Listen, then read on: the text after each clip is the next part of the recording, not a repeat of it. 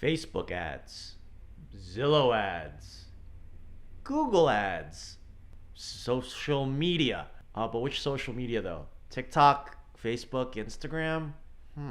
So you just got your license, or maybe you've had your license for a while now, but you're not really finding the success that you really were looking for when you decided to pivot your career into real estate. And you know very well that if you can't figure this out, this little part of the equation, you're just gonna become another statistic, another one of those people that said that you tried out real estate, but you ended up having to pivot essentially back to a 9-to-5 job. And what really bums me out about this story is that it happens so darn frequently. And my goal for today's video is, at minimum, I want to give you an outline, a roadmap, or in this particular case, a growth framework that you can use, that you can follow to not become another statistic. So let's go. Before I get into the good stuff, before I get into this business plan that I'm hyping you up about, I first need to take a step back and really explain to you the big why.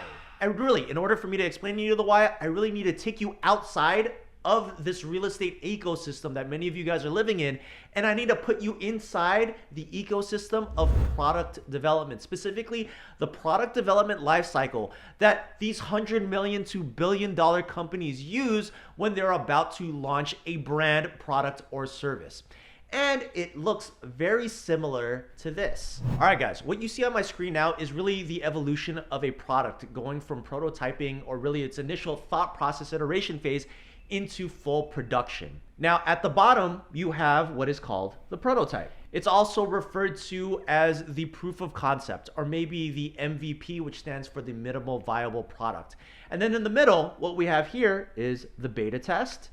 And then right here at the top, we have the production launch. Now, for context, pretty much any and every product or service in the market has gone through this exact same life cycle, the same framework that I'm showing you. So what I want to do really quickly now is give you a real life example of what this looks like being implemented from start to finish. And I was really mulling around with some cool ideas, but I think really the best one and probably the most sexiest one that we can probably relate with is Tesla and Elon Musk. So let me break down his growth framework in this little diagram that I have here. So check this out. Elon Musk, Martin Everhard, and JB Straubel came up with this idea that they wanted to create an electric car, something that was better than all the other cars, and that is also really good for the environment, aka electric. Now, in the prototyping phase, this phase right here, they had to come up with a vehicle. So they played around with a bunch of different types of batteries and a bunch of different types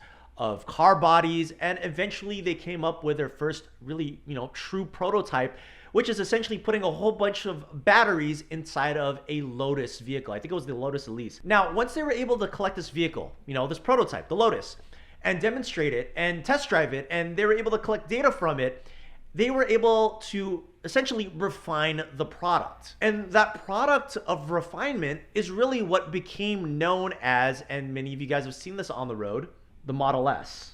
Now, even going through the process of developing the Model S, they had to go through several iterations to really refine the vehicle, because at the end of the day, Elon, he wanted to create a vehicle that was accessible to the masses. Because let's face it, the Model S, well, hey, it was pretty darn expensive when they released it to the public. But by having that product out there, they were able to refine the systems and processes to essentially make a better product, which inevitably, when all is said and done and when all the dust settled, turned into the Model 3, which is essentially their production vehicle. Now, why exactly do I tell you this story? It's simply because what I've just displayed to you here is essentially a map. It is a growth ladder for any product or service. It really goes through these exact same phases: proof of concept, a beta test, and then a production launch. It's the same ladder that every other successful company uses when they're trying to develop a product or service, or in essence, a productized service. Now, keep in mind, I'm saying successful companies because there are a lot of people out there, many of your peers included, that skip steps. And really, through the process of skipping steps, what ends up happening is that you don't create a high quality product or a high quality program or a high quality service that really has the stickiness in the marketplace that you're looking for. You just end up being another number, another statistic, another real estate agent that really didn't find the success that they were looking for in real estate. All right. Now let's bring this back full circle and let's really just talk about your real estate business. And we're again going to start at the bottom, at the prototype. But in your particular prototype or in your particular growth ladder, we're going to call this your proof of concept. By the way, quick side note here. If your proof of concept that you're bringing into the marketplace is that you want to help any and everyone that needs help in real estate, let me have some real talk with you now. That is not a proof of concept. And this is simply because with a proof of concept or a minimum viable program or product, whatever you're really putting out there into the market, you need to figure out two things. Number one is what problem do you solve? And two, how do you test it? And if you're going off of this hypothesis that you want to be able to help any and everyone that needs help in real estate, think about how difficult it is to prove that hypothesis, how difficult it is to test that hypothesis. All that's happening right now, guys, if that is really your proof of concept, is that you're positioning yourself to look like everybody else out there that is in real estate. Meaning a client can take you, pop you out, and plug in another real estate agent and get the exact same result. Now, I'm sure you've heard of the term jack of all trades, master of none.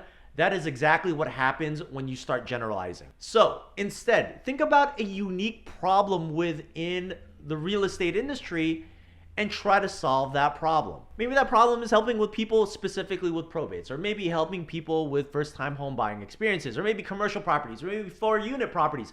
Become the master of that specialization. Essentially, and simply put, select one problem and solve for that one problem. It is the fastest and easiest way, guys, to 7 figures. Now, as I talk about solving one problem and being very, very good at it, and probably one of the easiest ways to identify the problem to solve is really looking at your family and friends. Look at what they're dealing with. Look at what they're facing. Maybe a lot of your inner circle, a lot of your friends or family are younger and they're trying to get into their first home. Or maybe a lot of your friends are younger. You just got a real estate. A lot of them are looking to rent. Well, hey, why don't you just become the problem solver of your friends and family, because that's what the bulk of them are facing. They want to get into a rental unit, or maybe get into their first home, or maybe, they want investment property. Become the master of that. And that's going to be your easiest way to test your proof of concept. Now, once you've gotten through a couple of reps, proving your proof of concept and really solving this problem, now it's time to take a look at the whole experience in those repetitions and start refining, which is your beta test. And then we start this process in the beta test of refining, where essentially we're asking our friends and family or for referrals, or maybe agents or peers. We're asking them for referrals. Do they know anybody that's facing this very, very one specific problem that you have the solution to, because you want to be able to help them out as well? And when they go through this repetition, they're going to have a more refined experience working with you, because you've already gotten a lot of great feedback from your friends and family. And now you're working with a pseudo stranger, I guess you could call this a warm lead, so that you can, get and collect more data from them, so that you can really position yourself for a big production push and start helping and serving everybody. And that's really this part here, the refinement process.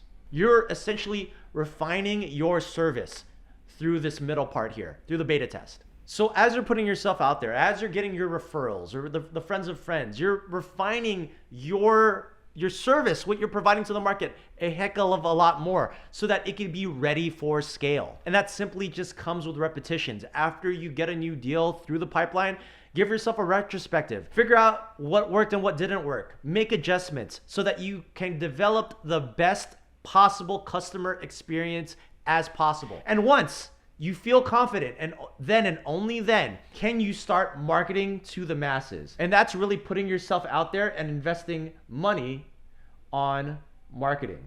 And this could be through paid ads, through Facebook ads, through Zillow, through whatever other means are necessary. But you can really start putting your foot to the gas and start putting yourself out there. Now, I know what many of you are probably thinking after what I just showed you, because I've heard it a boatload of times. It's that you do not want to pigeonhole yourself into a particular category. Yes, I know. That is what is going through your mind right now. But the quickest way to success, the quickest way to the 2 Comma Club is really just solving one problem and becoming very, very good at it. Look, at the end of the day, guys, if you haven't figured this out yet, what separates most entrepreneurs that are under or sub $1 million to the people making over 100 million to billions of dollars, it is because that they have created a product or service that is so good, that is so perfect, that they don't need to market themselves anymore. Think about Coke. right? You don't really need to do hard one-on-one marketing because they have a solid product that will attract people that have a sweet tooth, that want soda. That said, I'm gonna remind this to you again because I'm pretty sure I dropped it in an old video, so maybe look back in the archives, but I want to remind you of this very simple principle. It's called the halo bias. And it essentially means that if you become the expert at one thing, people will see you as the expert at everything. And it is the fastest way to grow your business. All right. It's really the fastest way of positioning you as the expert and as the authority, so people start coming to you instead of you having to chase them down for business. Focus on one thing, solve one problem. And through that process, you will become an authority and people will start going to you for really any and everything that has to do with real estate. And one last thing to note, and I'm gonna hop back into the screen share real quick, and that is that you should not skip steps. You cannot go from not even developing a prototype to start paying for ads. It doesn't work. It doesn't work that way, guys. Instead, the way that you have to think about this is a ladder, all right? And in order to get to your goal at the top, and this is you at the bottom, you need to essentially build these steps, all right? And each one of these steps is essentially a piece of knowledge that you need to acquire. And as you start scaling your business, you're gonna acquire new information, new pieces of knowledge, and it's only gonna make you better and better, and then eventually get you to your goals. Now, if you want to dive a little bit more into what I'm talking about, then what I highly recommend you do is you join our free Facebook group. I'm going to leave the link in the description below. We talk all about strategies and really this growth ladder. If this sounds completely foreign to you and if it makes absolutely no sense, highly recommend you join the group because you can ask us questions about how we've implemented this exact same strategy over and over and over again, and we've been able to get really great results for any one of the agents that we work with. That said, if you found value in this video, go ahead and click that thumbs up button. Show us some love. Let us know that this is the kind of stuff that you really are interested in, so we can continue to create more valuable content just like this. Alrighty guys, that about wraps it up for this video. So until the next one, I will see you later. Have a great day. Bye-bye.